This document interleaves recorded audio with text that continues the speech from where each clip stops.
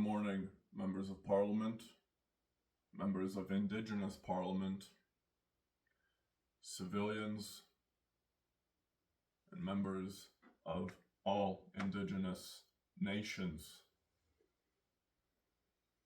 In response to the Alberta separation referendum, we are actively seeing the Treaty 8 threatening to create road blockages to prevent the separation of Alberta. If I may place a particular statement at this time, I would like one particular notion set in motion. We were wrong. We were wrong for the way we came here. And understanding a border, you could say, and understanding a border, we invited ourselves in. And in inviting ourselves in, we had an effect in your lives as Indigenous. With said effect in your lives, we can actively see in today's world a segregation of sorts, where you are meant to stay on a particular landmass known as your reserves. In exchange for staying upon said reserve, the Government of Canada, amongst with the Treaty 8, created what is known as reparations. And within said reparations, we then see the Canadian government, which pays the Treaty 8 reparation payments out of taxpayer money. Now, allow me to place an analysis. If we invited ourselves over as Europeans as a result of our old kingdom itself being fought over in pursuit of seeking a new start,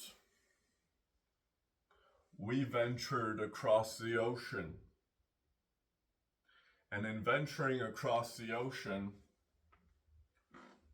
we met another walk of life, another human, another individual, just like me and just like you. And meeting as individuals, we then saw opportunity. Opportunity on both sides. In said opportunity, we created a way in ancient times, say 160 years ago, where the Government of Canada may have tried to assimilate, which they did. And in this assimilation, we saw a genocide. a genocide of 150,000 indigenous, whether it be First Nations, Métis, or Inuit. In the residential schooling system, the good-hearted Canadian of old times might have believed into giving equality to all. But in giving equality to all, we went about it the wrong way. Backed policy, government-backed policy, caused you to surrender your children, which, as descendants of said time, or even a survivor of said time, you may recall in yourself, ultimately, who made the decision. The parent.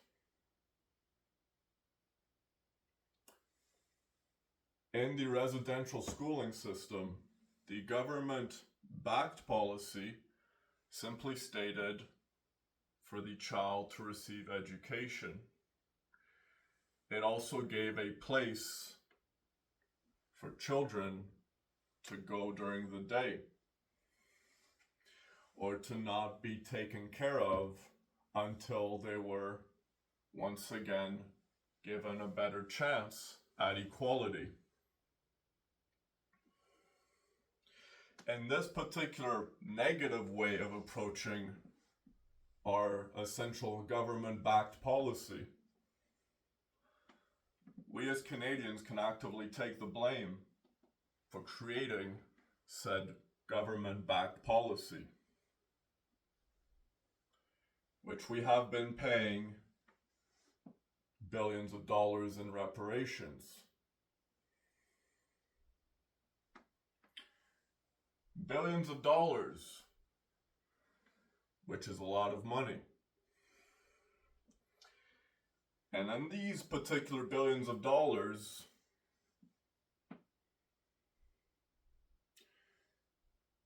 how much money are you, as an Indigenous, how much money are you receiving as a reparation payment monthly from the nation or reserve that which pays you to stay there?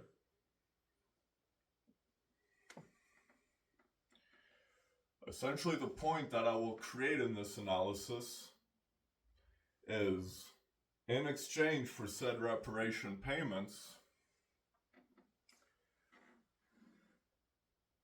who is truly keeping you there? You are free to enter civilization at any particular time. But in said monthly payments of billions upon billions upon billions of dollars that have gone to all the Treaty 8, to the Treaty 8, we see the leaders living rather lavishly. And in these particular lavish lifestyles, we see once again the people, such as the First Nations of each individual reserve, is given a separate, different chance according to the individual level or the individual reserve that which you are part of, which each individual reserve has an individual chief. At the level of the chief, and I do not wish to say the negative expression when addressing your leaders. In this particular statement,